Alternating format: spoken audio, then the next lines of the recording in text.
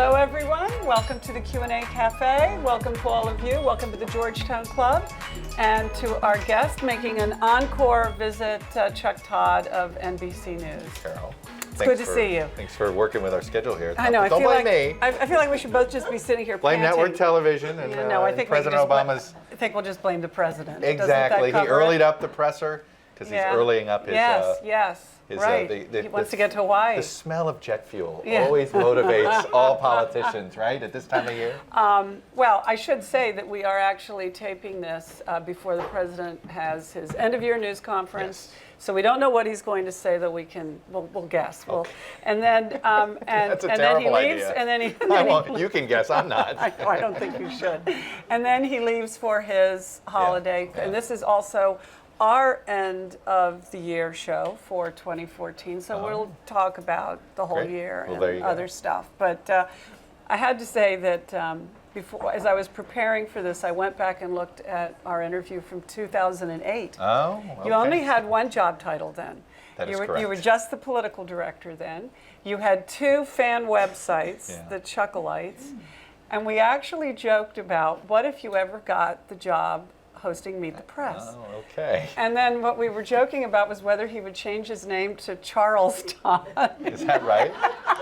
Wow. If you got, and guess what? No. Only part of that happened. Yeah, well, exactly. I was kind of, I do vaguely remember that. I was kind of hoping you didn't go back. Yeah. And look at those Q&As. I actually put them on my website. Look at the transcript. Nice. Just what I need. Like it's just as embarrassing for me, maybe more so. But your 2 fan websites went away. Is that right? Well, I think so. I can't. I mean, was that? I don't know. I don't keep track of this, Carol. I don't want to bear bad news, but I went didn't know. to look. Is that right? And one of them said that they were shutting down. Well, there you go. Had nothing to do. It was before Meet the Press. Okay. All right. I don't take it personally. I think that we're going to have. I think it's bad. I think the whole celebrification of media is a terrible. Of you. The celebrification. No, the celebrification of media of reporters in general is not good for journalism. But it's unavoidable. We're not going to be able to change that. I guess it's unavoidable, but that doesn't mean. I certainly think journalists should try not to fan those flames. As soon as you go on television, I think you can't help it, because the very People nature go on very nature of television. Look, I going get into somebody's home. Yeah. I get it. I'm just saying it is. Don't show up for interviews like this. No, well, there's that, right? No, but there is a. I mean, there is this sort of. I actually think the political culture of Washington has tried to elevate members of the media in a weird way by attacking them and too much, and try to put them on par with the policymakers. They're the stars. They're the ones that are in charge of policy and which direction the country is going, not members of the media. But you know what? They're not here anymore. But the media remain. That's interesting. They're not here anymore. Congress goes home every Thursday evening. Well, it comes back Tuesday morning. What is it? Wednesday's the new Monday and Friday? Yeah, exactly. Right. I mean, it's like a state legislature, but not as long hours. Right. It is. No. There's obviously. Look, that's among they used to live here. The they list used to, of kids problems. lived here. Among the list of problems. That's on there. I don't think it's the top problem of why Congress in Washington doesn't work, but it's certainly part of it. But another thing, because since you brought it up, is that the celebrification of media dates back precisely to Watergate and to Bob Woodward and Carl Bernstein. They were the first bona fide television age superstars, and they showed it could be done. And what else Watergate did is TV became voraciously hungry for people to talk about Watergate, and we've replicated that scenario over and over again. And we have 3 channels devoted to it now. And guess what? You know, you ride that. You know, you're now the host of a talk show. It is what it is. It is not what I aspire to. And I don't know where it will lead, but eventually Washington will be a town of only media, and the Congress and the White House will be on Skype. You know what, really, I tell you, to me, one of the, actually, it's funny you say this, the one, I always thought the downfall of Congress, when we're sort of like the use, you know, if Congress feels as if it's almost like they're ceding their own power, their own ability to have power anymore. I think one of the big moments was when Jim DeMint decided he would have more influence. In his head, he made the decision. He would have more influence being the head of the Heritage Foundation than he would as a U.S. Senator. Well. To think that that's the mindset, that just, I mean, talk about, and he may not be wrong, well, okay? And that's the problem. Like, he yeah. may be right in the culture that we're in. I'm not, that was to me one of the, I remember we didn't focus on that aspect enough, this decision. Everybody wanted to say, oh, he wanted to make money, he wanted to do this. But he wants influence, and he yeah. thought that that was the best way.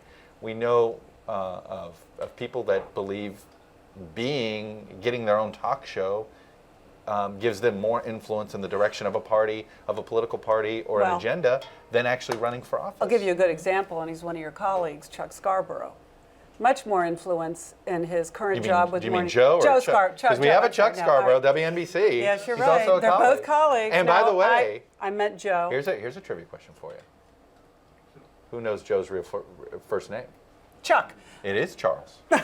His so I middle really name was right. His middle name. That's right. You're technically sort of right. His middle name is Joseph. Well, anyway, my point Charles being, Joseph Scarborough. Joe Scarborough has much more influence hosting Morning Joe than he had as a member of Congress. Yeah. No, I think a lot of people look at Joe and see that. And this actually, when you think about it, it extends into lots of things. I think of football. When, not all players, but when certain articulate players get injured or it looks like their careers are running down, there's always somebody saying, well, they're going to be offered a huge network contract as a commentator, and then then they sail on forever. I guess there certainly are some people. I do think there are people that run for president that are just looking for speaking fees.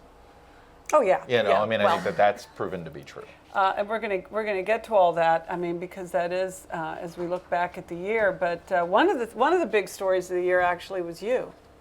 Okay. Getting the job at Meet the Press, even though you didn't change your name to Charles. Or shave. Or shave. Will you take us? Weight, you did. Yes. But that had nothing to do with. That was going to happen anyway. I was working Did you get a tan too? Where did I heard somebody claims I got a tan? I think it's called makeup. Okay, trust me.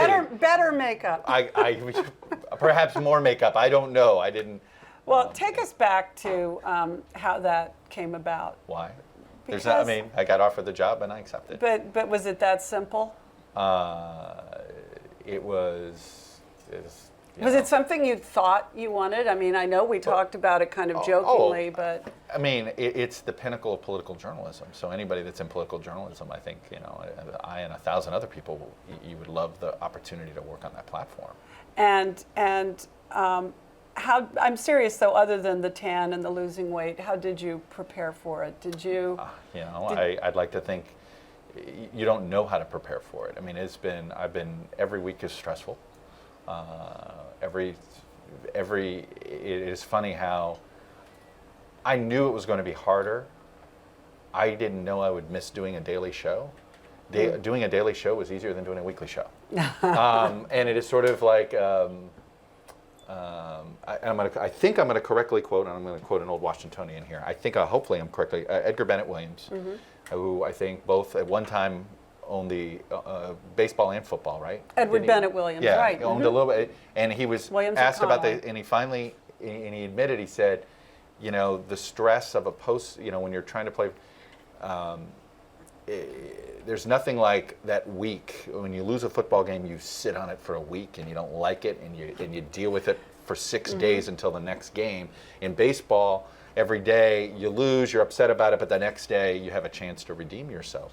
That's sort of the way I have felt like daily television. If you don't like the next day you don't have to live with it. If you don't like what you've done in a week, or you're stressed about it the whole time. So it's that's been the biggest transition. It's constantly. I just feel like I'm constantly stressed about it. Well, I mean, in a good way. It's a good problem to have. Couldn't NBC make Meet the Press into a daily show? Well, I mean, it's a great title. In the digital world, I mean, I think there's an expectation that we're a 24-hour operation. So there's always that, and that's certainly the way I work best. Like I'm a hourly guy, a daily guy, and all that stuff. So we're certainly have a lot of plans for trying to make Meet the Press, particularly digitally, have this feeling of an in the moment. But I also think there's something about, one of the interesting developments of 2014 in the world of media has been, this is the year that the folks that cut the cord have had an impact. There's been, in our world, you have people wanting to talk about cable news ratings.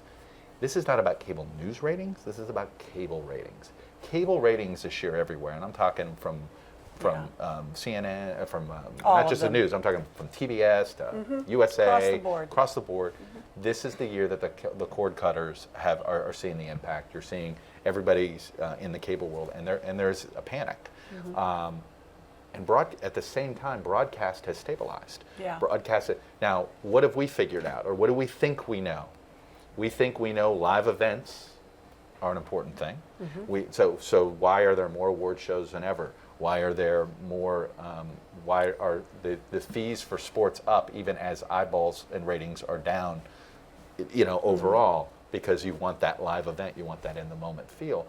And then there's the aspect that we're so inundated with news that there's something now that you want Brian Williams to tell you, sort it out for me at 6:30. I hope people want me and my group of folks on Sundays to help sort of what did all that mean and what's going forward, that we're so inundated with information on the news front, both online and all this stuff, that the idea of sorting it out and curating it is suddenly appealing again. So that's why so as much as I want to say Meet the Press needs to be daily, I think there is a group of folks that aren't just the aging demographic that people want to talk about, but of all ages that want I need to sort of understand what happened all week. Should we talk about nightly so that when I look back at this interview 5 or 6 years down the road and you're getting the job succeeding Brian Williams? That is something I would never. Well, it is daily. No, but it's something I would. I mean, that's not. I love Washington politics. When I'm done with this job. Well, you're definitely in the heart of it. When I'm done with this job, I'm probably done with Washington. I don't mean that negatively. I would just be. This to me. After this, it would be, all right, I'd like to go teach or go run the athletic department at the University of Miami. What do you, there you go, that's a good one. So, both. What's the longest an anchor of Meet the Press has held the job? Do you know? Tim was pretty long. Margie, what do you think? 20 years. 17 years or something like that. I mean, Tim was pretty long. Could you see 17 years in this job? No, not in this slide. 17 years would be like the equivalent of 30 years, I think, in the way our cycles work. But I'd be happy to survive a year. I do want to. No, but I mean, I would say, week to week. No, I mean, look, if you hope. If I can get through a presidential cycle, that's. You're in your infancy right now in this job. I'd like to think so. Thank you for saying that. And to think that you're in your infancy and you've already done Dick Cheney. I mean, that really is like, that's the Super Bowl, right? Look, I think it's funny. I think there are currently sort of public officials. I think he is a fascinating and difficult interview. I think President Obama is a fascinating and difficult interview, and I think Bill Clinton is a fascinating and difficult interview. Okay, so you've had two of them on the show, three, and I'm sure you've got the third in the pipeline. I hope so. But Cheney, I watched, and I got the feeling, and I don't want to put words in your mouth, but it felt to me like you had him on the ropes sometimes. Did you feel that? I'm gonna take a total pass on this because I don't. And I'll tell you why. And it was advice that I got from Matt Lauer, who I remember one time he did a big interview. I think it was with former President Bush right after his book. And I said, hey, why don't you come on my show? I want to talk about it. And he goes, if I'm doing the interview, I don't want to talk about I'll talk about somebody else's interview, but, let somebody else characterize it. You're there, you're in the moment, So I don't know. But I'm watching you. I don't know. I think, look, I'll just tell you this. What makes Cheney both fascinating and a difficult interview for anybody is this is somebody that is very incredibly knowledgeable about the topic. So, and in ways that no matter whatever topic you're talking about in government, I mean, this is a guy whose experience spans 4 decades. So there's that aspect. And he's intellectually honest. Yeah. Okay, this is not a spinner. Right. This is not like some lame first-term senator who's trying to get a good headline. He doesn't care on that front. It's his gospel. What he believes is what he believes. And so you're not doing the sort of typical gotcha type. Well, you said this, and then that's not. That's why, to me, it's more about understanding. The interview then needs to be understanding how he comes about the beliefs he comes about. Did it daunt you at all that you were going to be interviewing him? I felt that here's what was interesting about it. I always get a lot of question suggestions. Some are serious, some are not serious, for any interview you do. I never gotten more for Cheney than I got more for Cheney than I did for President Obama. Did you use any of them, or were they? A lot of them were very. The obvious. Good ones were not just obvious, but there were some interesting lines that if I had an extra 30 minutes of different.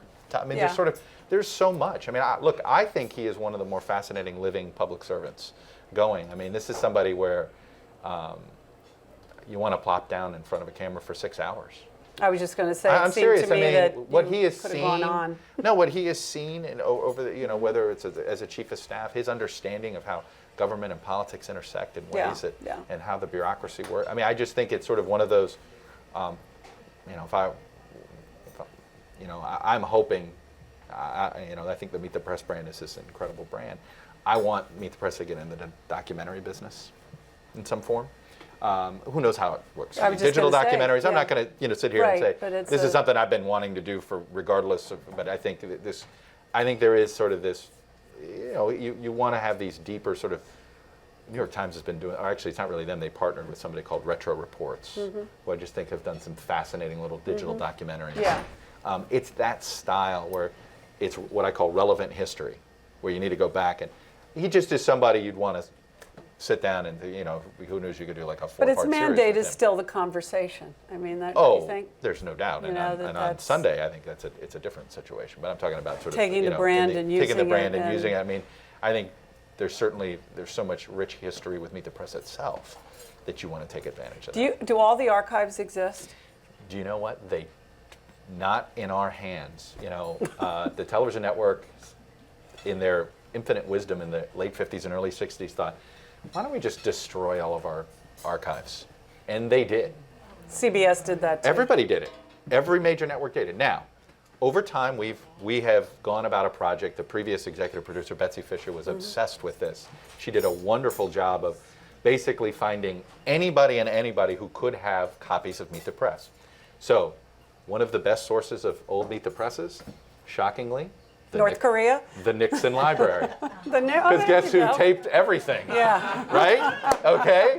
So, I mean, I always found that, when I heard that, I'm like, well, of course, right? But like Bobby Kennedy's archives have been, there are a lot of these individual libraries and archives at universities where you can get over time. But I'll give you one of these things. So, one of the times I subbed was, I think when we were in the middle of something, we wanted to use a Jackie Robinson appearance from Meet the Press, and all I had was the radio broadcast of it, but he was on TV. But you knew we don't the date. have the video. Right.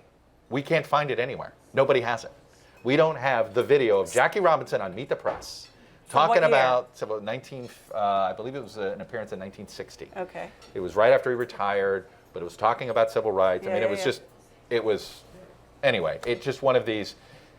So you still don't have it? We still don't have it. No, we have audio. Any of you exactly. can find it. But we've worked, Vanderbilt University has one of the largest TV news archives, I think, in the country. So presidential libraries, Does Johnson the Museum Library, of Broadcasting have a meaningful? I don't know. Yeah. I don't know. But that has been, it's funny you say that. I don't know if we'll ever be able to put together the full video archive of Meet the Press since it started on television. Well, I have a feeling if it gets done, it'll be done by you.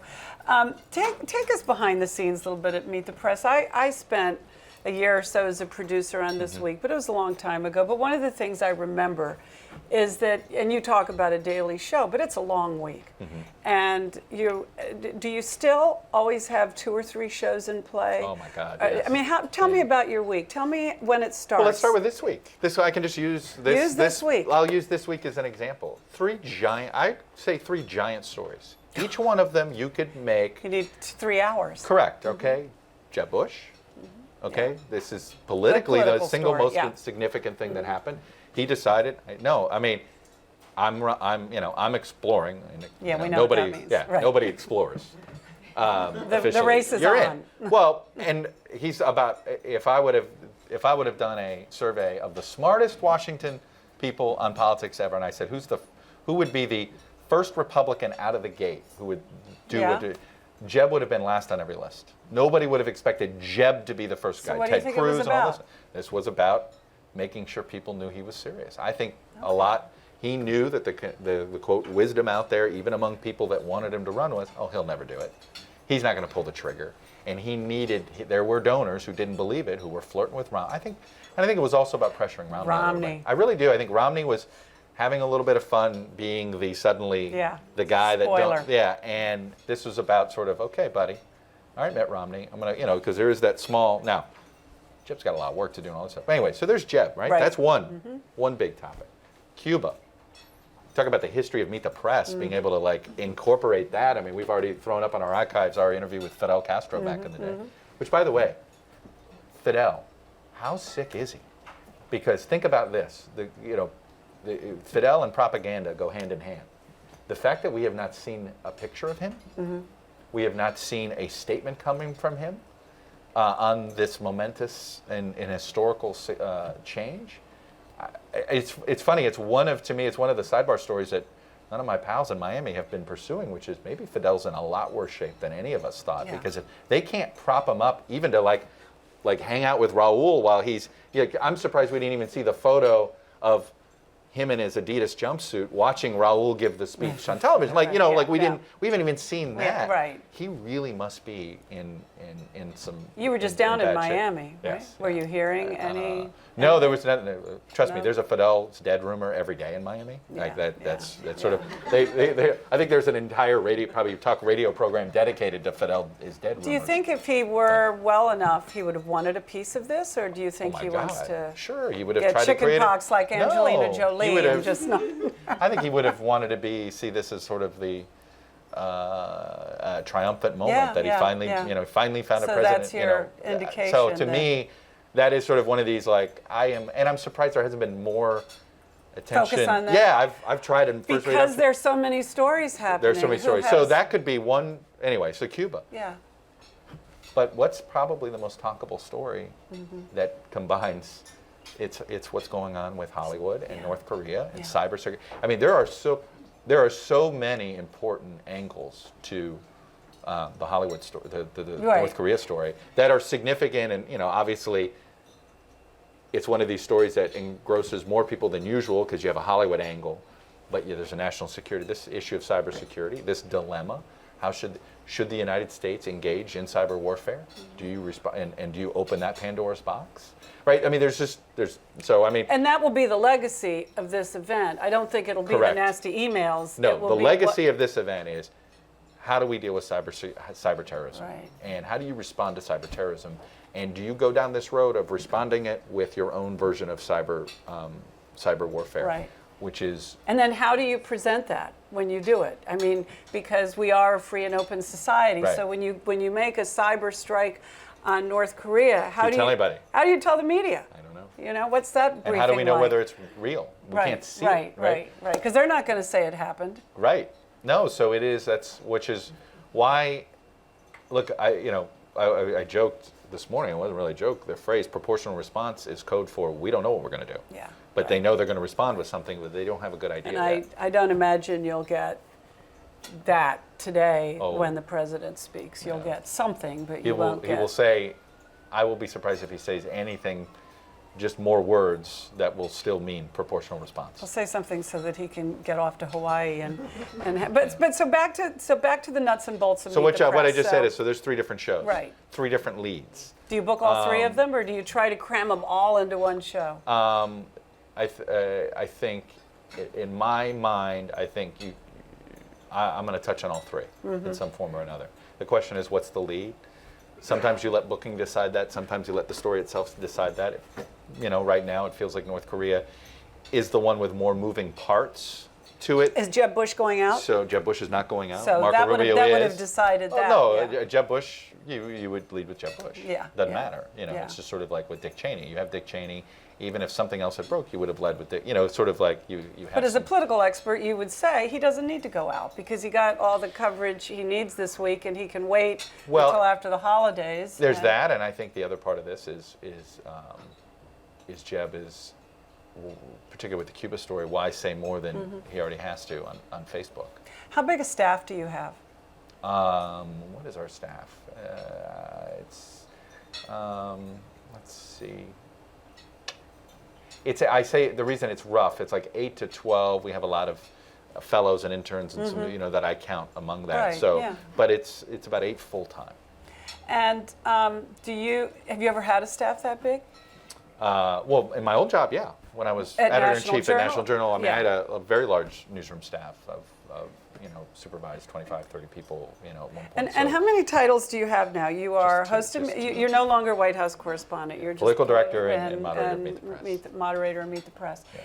And what are you imagining now? We've got Jeb Bush. Do you think Hillary will run?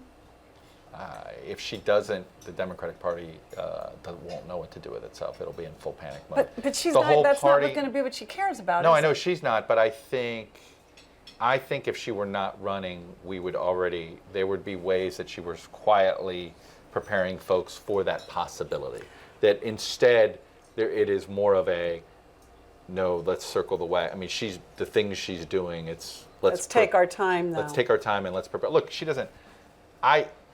I find it interesting, this debate about whether does she go early or does she go later. I think the later you can start the campaign, well, she has signaled that she's not going early, hasn't she? Well, there's been a lot of people who think that she should, that it's inevitable. She should do what Bush did. But well, she could do that. I think I'd argue she's already done that. But let me ask you this. She's in the same place as Jeb is now. As a master of polling, which you are. Okay. An industry that is dying.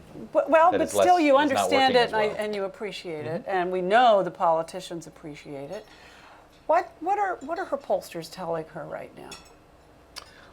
Well, first of all, she's got to decide who she's going to listen to. Who she's going to listen to on this one, because I think there's plenty of people in Clinton world who believe that the pollster that they listened to the most early on in that campaign, Mark Penn, didn't have the answers.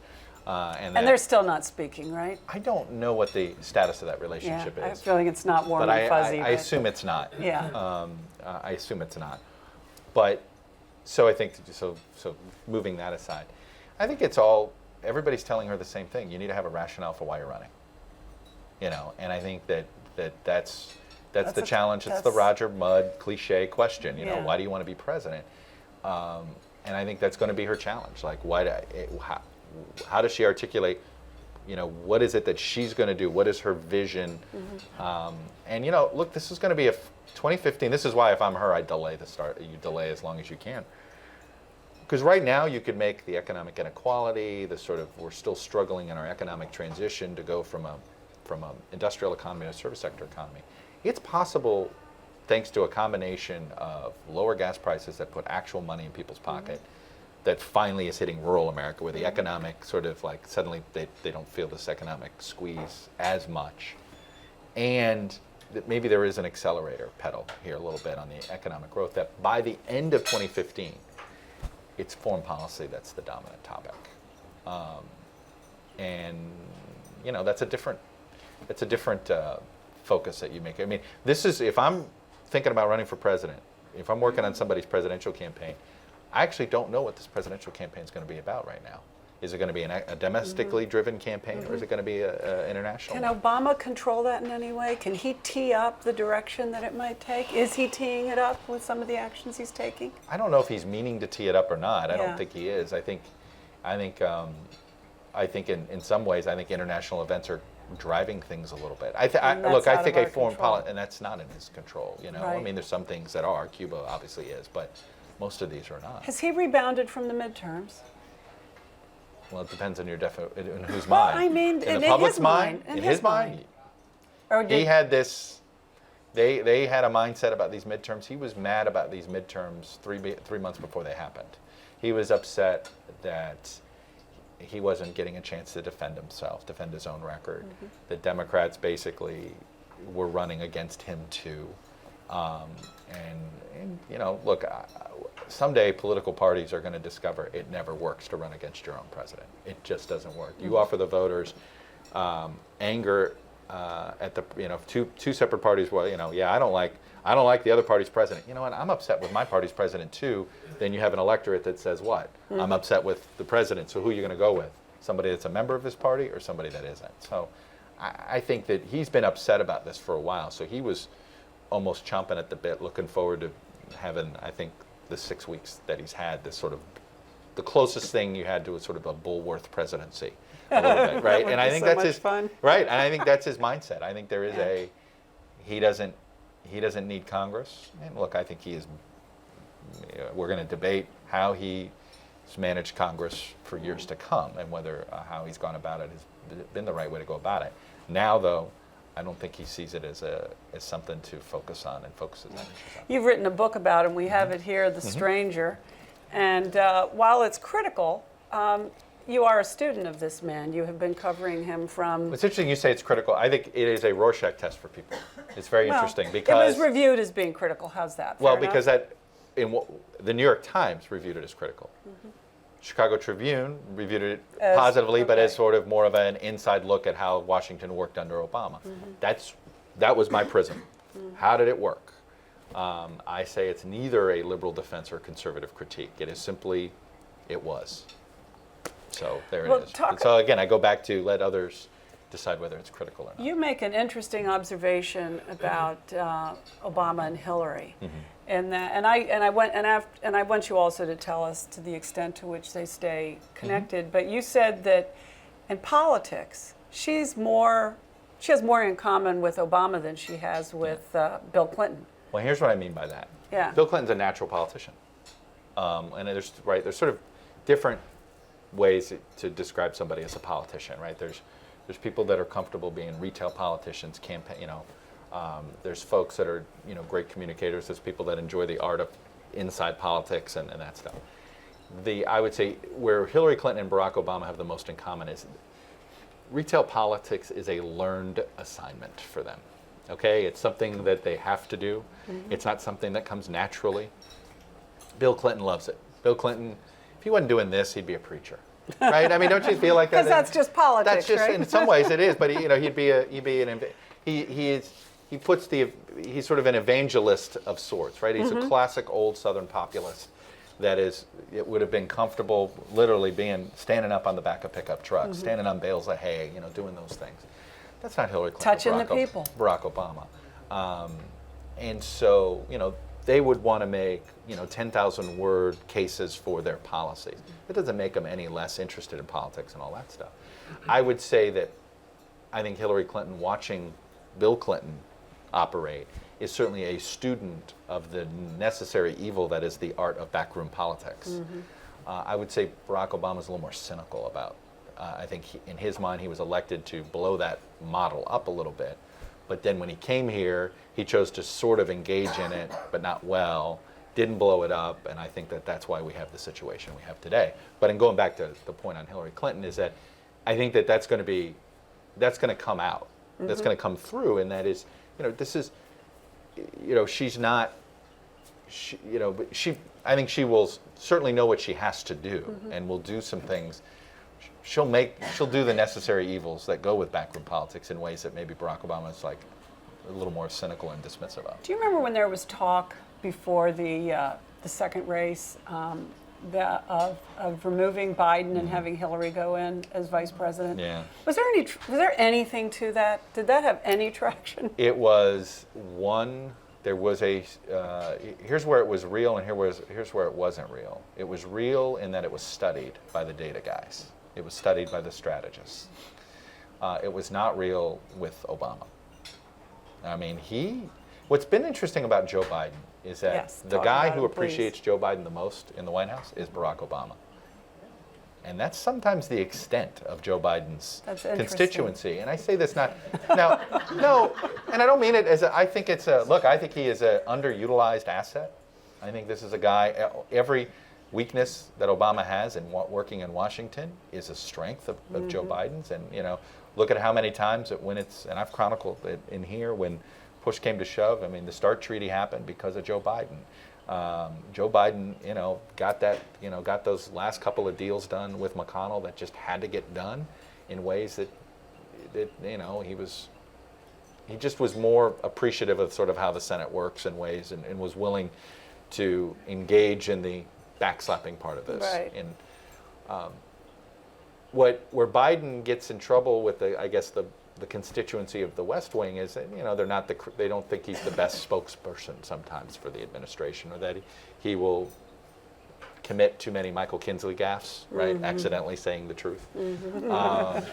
So there's some distrust is too strong a word, but it's more of always a concern, a leery. There's always, you say, hey, I'm looking for this Biden. Oh my God, we're not putting Biden out on this. We're not putting Biden. It's always this panic mode. Interesting. And yet, I think among the most loyal people to the president inside the West Wing is Joe Biden. And I think the reverse is said. Barack Obama, look, I think he would always endorse his sitting vice president if he chose to run, and maybe even challenge Hillary. Right. And I don't think that's going to happen. I don't think he's going to be put in that position. Because you don't think that Biden's going to run? I don't think Biden will run against Hillary. He's not going to. He would run only if she doesn't run. Correct. I had somebody tell me he's not. He's done this before. He's not doing it for a 10% chance at the nomination. He's not doing it for speaker fees. Yes. But Barack Obama would, I think, do what would feel a personal motivation to do whatever it took to help Biden in ways. I'm not saying he's not going to do whatever the Clintons ask. I don't think the Clintons are going to ask much of Obama in 2016. Yeah. And whatever they do ask, he'll do, and he'll do enthusiastically. I don't want to, but there is that. There's just an extra sense of loyalty that Obama has for Biden. Do he and Hillary keep in touch? They do, and they personally get along a lot better than the staffs did. The staff distrust still exists. I mean, I know of a couple of former Obama people that are looking for something else to do in 2016. Yeah.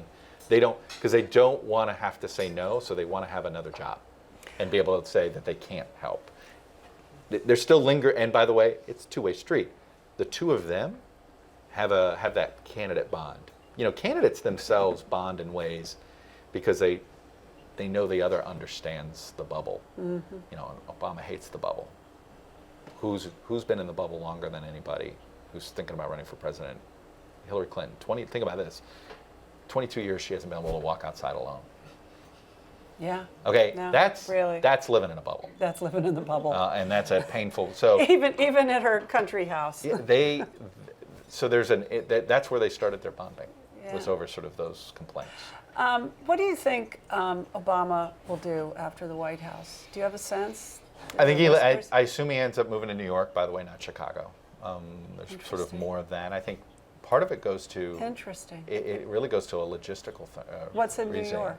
Well, other than I think it's good life, but no, I think it's the feeling that he can't disappear in Chicago.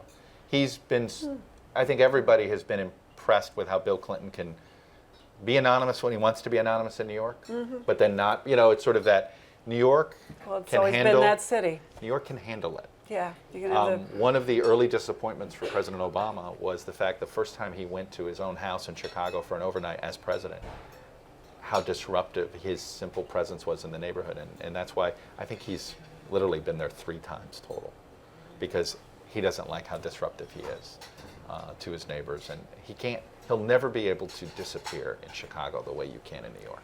And they've been such remarkable, examples as parents. By the way, they're going to live here for an extra 2 years, because they've got to finish school. Because Sasha's got to finish school. Yeah. And, the First Lady, Michelle, loves Sidwell. Yeah. Believes that it's been and they're very, tremendous. Very involved. Correct, and it's been tremendous. So there's no way she's pulling Sasha out after 10th grade, Which makes New York easier. So you're going to see, it's going to be interesting, but you're going to see, not since Jimmy Carter, we'll have 2 presidents living in Washington. Maybe 3, right? How do you how do you think he feels about his term winding down? Is he like, I can't wait to get to the finish line, or? It's funny. I think it's fascinating in Washington how many people think he's done with the job. Right. I've noticed that I get this question a lot. God, he doesn't look like looks like he's exhausted from it. It looks like he's tired of it. It looks like he's this or that. I think he's just the opposite. I think he is now, does he, That's why I asked the would he rebound want a question. third term? No. Did Right. Bill Clinton want a third term? Yes. Okay. And fourth. And a fifth, and a sixth. Right. No. Now, I don't think that if he could, there would be he wouldn't do that. But I think he now realizes, I actually think he is in that, okay, Cuba, check that off. I think you're going to see him rhetorically get really aggressive on climate change. I think there is a guilty pang in him about this issue, and he doesn't want that to be a negative legacy that he didn't do enough. So I think it fascinates me that this is, because I hear this question a lot.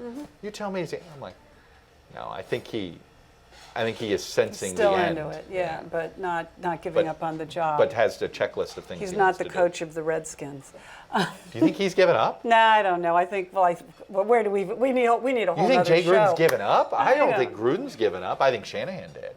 Yeah, it's interesting when you mentioned Shanahan. It occurred to me yesterday that if Snyder hadn't fired him, he would be finishing up his contract fully paid, and he might have even had a better season than last. And wait. And there are all these coaches who are going to be on the market very soon. So Snyder would have had this sort of abundanza of... Snyder's a fascinating, it's fun. That's a Oh, fascinating, the whole Would you thing. like to have him on Meet the Press? I would love to have him on Meet Yeah. the Press, actually. I interviewed him once, and guess what? Yeah? He's got something. He did this very He was successful in business for some reason. He's very so we shouldn't- self-deprecating, Yeah. and I think he's more self-aware than we think he is. And he's just this amazing fan. I mean, he just loves and it's the funny team you say this. so much. I think the one part of the Dan Snyder and let's go to just simply the issue over the name. Yeah. There have been some people, why is he going so far to fight to keep the name? Yeah, the stubbornness. And I view it as a politician, and I'm watching him. When you're in trouble as a politician, all you have is your base. Well, the fan base of the Washington Redskins, the people that care about the Washington Redskin football team, Yes. winning or losing the most, love the name and don't want to see anything change with it. The people that want to see the name changed aren't the season ticket holders and all this And stuff. even if they don't love the name, they don't hate it. That's right. They don't care about it. They don't. And think about if you're Dan Snyder, you have been a pariah of the fans ever since you took over. The first time that he looks as if he is siding with the fan base on something is on that. So I think that is a reason why he has so I feel like he realizes that's his political base. He had lost them. Here's a way to get them back. Have you asked him to come on the show? I haven't yet. I'm going to do the show from the Super Bowl. You never know. Right. No. You might be just the place for him to. We're going to be at the NBC as the Super Bowl this year. Yeah. And that always means and it. who do you think is going to be in the Super Bowl? I would love to have. Obviously, we're hoping to get the commissioner. He usually does the Sunday Yes. show of the network that's on. Although this year. Speaking of a man whose relationship with his job could be tenuous. This year he may be a little more nervous about facing extra questions, but. No, Snyder is somebody I would love to have on that week. But you follow sports? You're from Miami. But you're not either a Washington fan or a Miami fan. You're in the NFL. In the NFL, right? Yeah, look, my first love is the University of Miami. Oh, right, but in the NFL, you are. I'm a Packer fan. Okay, but you know what's not to love about Aaron Rodgers, and that's what I say. About the entire idea of a community owning a football team. Yeah, no, he's having such an insanely good year, and with the last game not counting, but. Although the Rustards were pretty happy about that. Luke was pretty happy about Buffalo beating Green Bay. But that's all right. Do you see Luke ever having your job? Do you see him ever getting into his father's chair? I think he's enjoying. I think he's been doing terrific. He's a part of the show regularly, and so he's had to grow up. That would be fantastic. Oh, that's just in public and on NBC. And amazing. Think about. I challenge anybody else to have done as well under those circumstances as Luke has. I think it's been a fabulous rise and growth in reporting and everything. You know, if he were Luke Smith, people would be talking about him as one of the right. great. I mean, in some ways, I think people they withhold compliments from him because of his last name, and I think it's just sometimes wholly unfair. Anyway, I think. Speaking of unfair, how because this is Luke's very much a part of Meet the Press. Yes, no, I know that. How are you and David Gregory? Did that go okay for you too? That had to be so weird. It is weird. It's so weird. You know, there's nothing. I'm not gonna. What can you do? No, I mean, This is a rough business. That's the lesson I took away Dan from Rather it. sat here just a week ago, and one of the things we talked about was how I think it's an unfair business. It's a brutal business. Brutal. The word we both used was the brutality of it. That people, because we were talking about the newsroom and how Aaron Sorkin makes everybody's just profoundly intelligent whenever they open their mouths, but that nobody ever really, unless you've been in it, you don't really get how terribly brutal it is. And of course, it's a very high stakes business. There's a lot of money. It is. You know, we always like to say all's fair in politics. That's it, right? All's fair.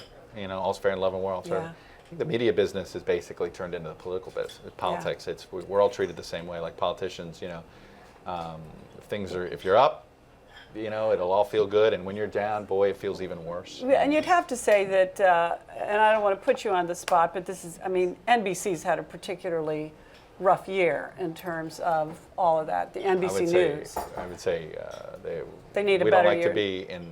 We don't like to be in the news. Yeah. We like to be reporting the news. We don't want to be the news. How's that? No, but you know, as I said, you're in your infancy. You've got a look. I assume. You know, look. And you've got a campaign coming up. Can I just tell you? It is very. I think in this business, one of the things that you sort of have to come to grips with, and I'm trying to come to grips with, is that I find myself quoting the movie Cocktail. Good movie. Okay. Warm In climate. the movie Cocktail, there's a line that says, "Everything ends badly, or else it wouldn't end." Wow, Chuck. And I think you but if you worry about, if you are trying to make things, if you don't want it to end, I mean, yes, you just got to be yourself, stay true to yourself.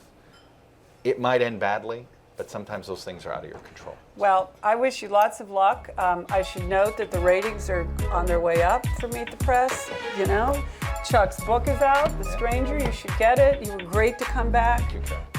I hope you'll come back again. It's going to be fun watching you do the campaign. I can't wait. I'm looking forward to it. Thank you so much. Thanks, Carol. Thank you all. See you next year.